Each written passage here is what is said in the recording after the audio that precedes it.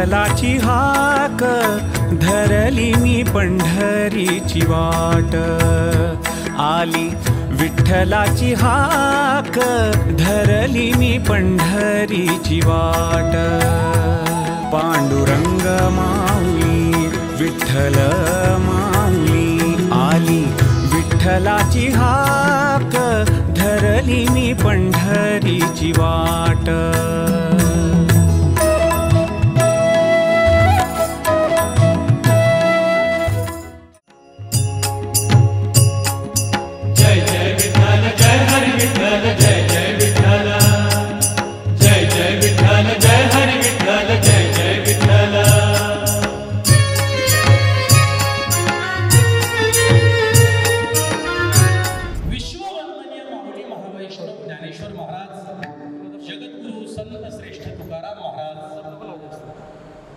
आपल्या सर्वांचे परम आदरणीय डॉक्टर विश्वनाथरावजी कराड सर, आपल्या सर्वांच्या मातृतुल्य असणाऱ्या आदरणीय उषा काकू कराड, नागरेताई आणि सर्व नारद महर्षी सारखे मृदुंगाचार्य, गंधर्वासारखे सगळे गायक मंडळी आणि राजा परीक्षिती सारखे सर्व श्रोते मंडळी,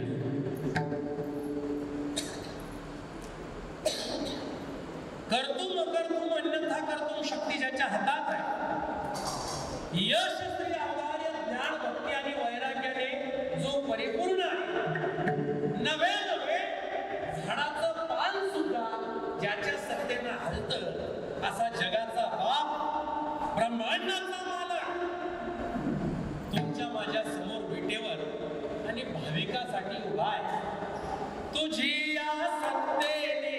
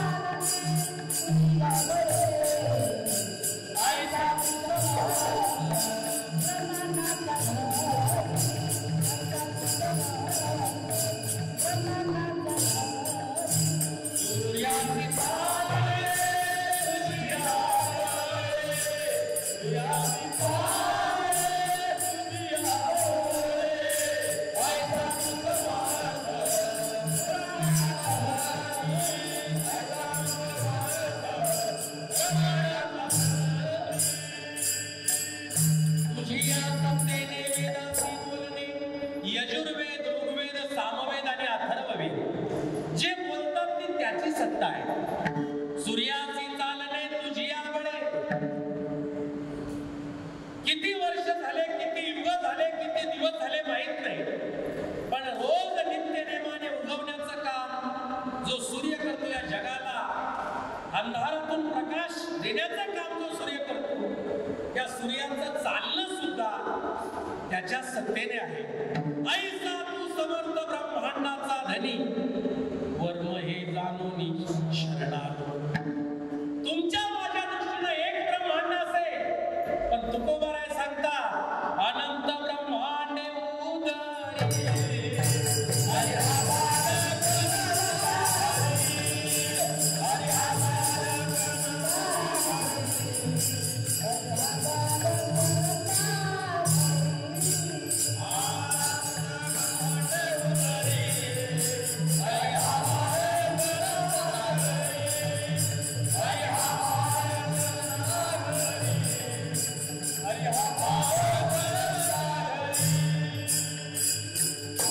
अनंत ब्रह्मांडे उदरी हरिहा बालक नंदा घरी.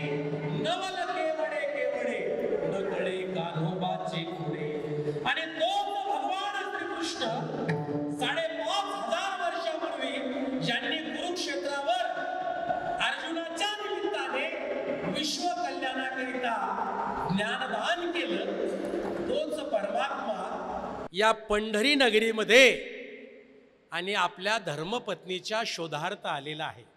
ज्या वेळेला रुक्मिणी माता रुसून आल्या आणि असं म्हणतात की पूर्वीच्या काळामध्ये या ठिकाणी दिंडीर वन होतं, त्याला दिंडीर वन असं नाव आहे. आणि त्या दिंडीर वनामध्ये प्रत्यक्ष परमात्मा रुक्मिणी मातेच्या शोधाकरिता आले आणि इथं त्यांना भक्त भेटले पुंडलिक महाराज. आई वडिलांची सेवा चालू आहे आणि ती सेवा करत असताना जगाचा बाप ब्रह्मांडाचा मालक येऊन पुढे उभा राहिला आणि सांगितलं, पुंडलिका मी आलोय. तेव्हा पुंडलिक रायानं तिथं वीट होती, ती वीट अशी मागे भिरकावली. आता पुंडलिक रायाचं जे मुख आहे म्हणजे त्या मंदिराचं जे तोंड आहे ते असं पूर्वेच्या दिशेला आहे आणि पांडुरंग परमात्मा बरोबर एक्झॅक्ट त्यांच्या पाठीमागे आहे. ती वीट घेतली आणि अशी मागे भिरकावली. तुकोबाराय त्याचंही वर्णन करतात, ऐसा कैसा रे तू धीट आणि मागे भिरकाविली वीट. भगवान परमात्म्याला पुंडलिक रायाने सांगितलं, भगवंता माझ्या मायबापाची माझ्या आईवडिलाची सेवा चालू आहे, तेव्हा तुम्हाला जर वेळ असेल तर तुम्ही या विटेवर उभे राहा. जगाच्या बापाला संताचं ऐकावं लागलं. भक्त पुंडलिकाचं पांडुरंग परमात्म्याने ऐकलं आणि पांडुरंग परमात्मा विटेवर उभे राहिले. ते आज वाट बघतायत की मला खाली बस कधी म्हणतोय. पण युगे झाली 28 युग झाले तरी सुद्धा अजूनही परमात्मा उभाच आहे. कशाकरिता उभा आहे तर तुकोबारायचं एक प्रमाण आहे, तुका म्हणे आम्हा अनाथा कारणे पंढरी निर्माण केली देवे. आमच्यासारख्या अनाथ मंडळी करिता देवानं या पंढरीची निर्मिती केली. या पंढरी नगरीमध्ये मराठवाड्यातील एक घराणं राष्ट्र धर्मपूजक दादाराव कराड या कुलीन घराण्यामध्ये पूर्ण ब्रह्मयोगिनी त्यागमूर्ती प्रयागक्का कराड यांचा जन्म झाला. तिन्ही देव जैसे परब्रह्मीचे ठसे या नयानं आदरणीय तुळशीरामांना असतील, काशीराम नाना असतील आणि आपल्या सर्वांचे अगदी लाडके म्हणायला हरकत नाही आदरणीय विश्वनाथरावजी कराड सर असतील.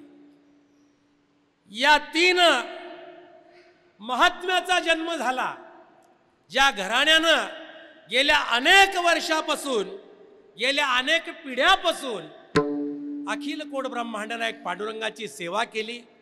आज तोच पांडुरंग परमात्मा या अक्का माईच्या आशीर्वादाने म्हणा, कराड सरांच्या संकल्पनेने म्हणा किंवा तुम्हा माझ्या सर्व भाविकाकरिता जसं तुकोबाराय म्हणतात, तुका म्हणे आम्हा अनाथा कारणे पंढरी निर्माण केली देवे, तसं या ठिकाणी मला स्वाभिमानानं सांगावं लागेल की तुका म्हणे आम्हा अनाथा कारणे आणि वाखरीची ही जी जागा आहे या जागेवर प्रत्यक्ष पंढरी निर्माण केली विश्वनाथे. आदरणीय कराड सरांच्या संकल्पनेमधून प्रत्यक्ष पंढरी या ठिकाणी निर्माण झालेली आहे.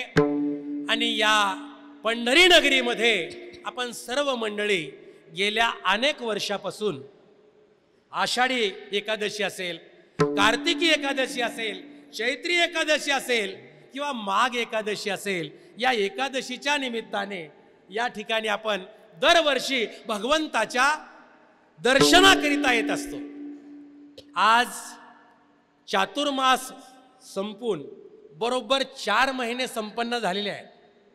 भगवान परमात्म्याने त्या शेषावर निद्रा घेतलेली आहे आणि कोजागिरी पौर्णिमेला या महाराष्ट्रातल्या सर्व संतांची मांदियाळी एकत्र आली. देव जर असेच झोपत राहिले तर या जगाचा कारभार कसा चालेल, म्हणून सर्व संत महात्मे एकत्रित आले आणि त्यांनी देवाला जाग करण्याचा प्रयत्न केला. काकड आरतीच्या माध्यमातून कोजागिरी पौर्णिमेपासून तर उद्याच्या त्रिपुरारी पौर्णिमेपर्यंत सर्व संतांनी देवाला जाग केलं. उठा पांडुरंगा प्रभात दर्शन द्या सकाळा, आता दर्शन द्या सकाळा, झाला अरुणोदय, झाला अरुणोदय, सरली निद्रेची वेळा. उठा पांडुरंगा, आता दर्शन द्या सकाळा, आता दर्शन द्या सकाळा, झाला अरुणोदय, झाला अरुणोदय, सरली निद्रेची वेळा.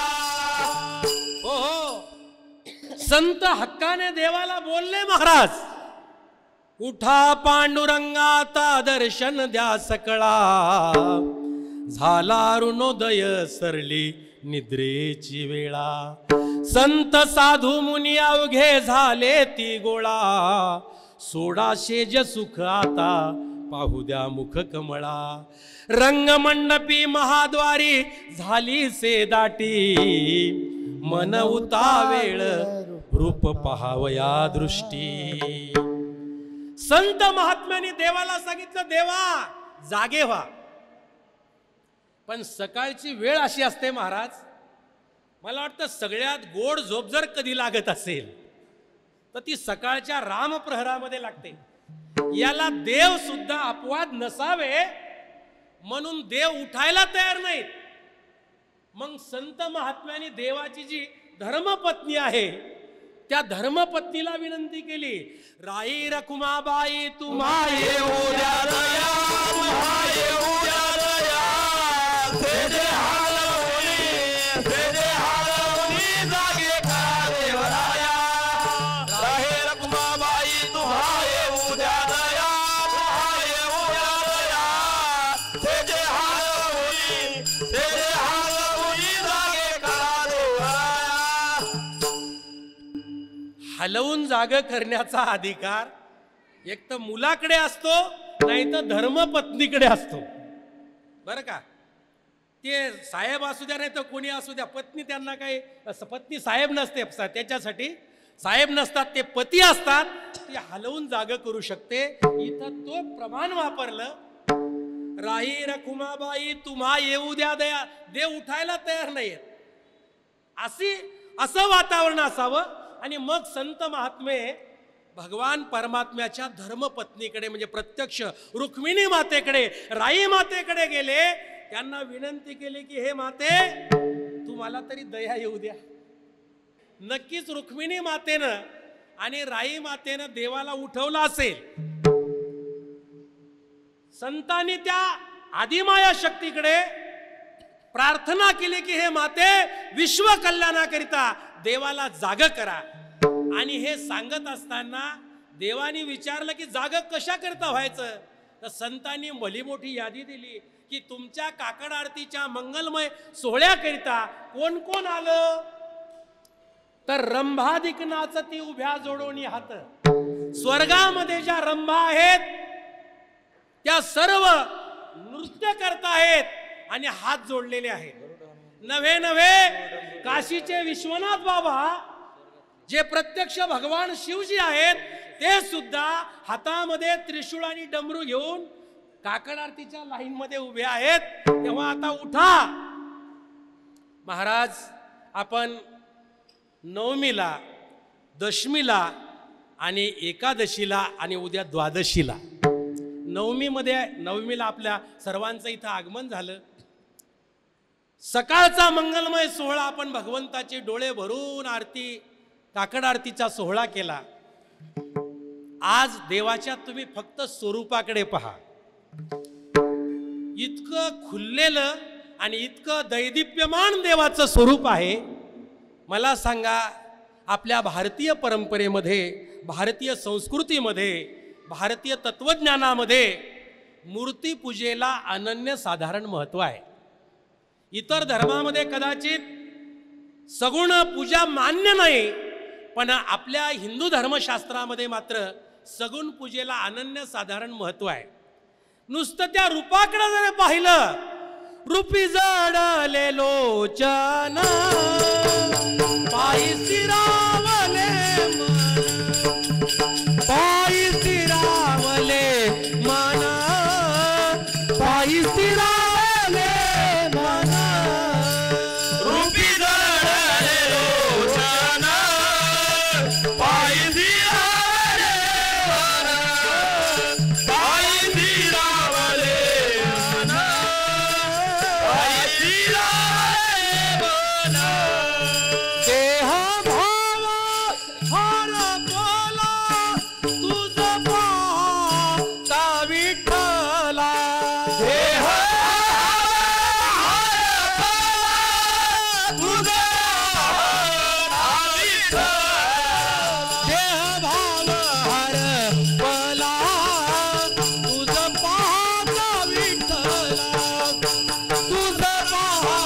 विठ्ठला तुझ पाहता विठ्ठला देह भाव हरपला तुझ पाहता विठ्ठला तुझ पाहता विठ्ठला तुझ पाहता विठ्ठला रूपी जडले लोचन पायी स्थिरावले मन देह भाव हरपला तुझ पाहता विठ्ठला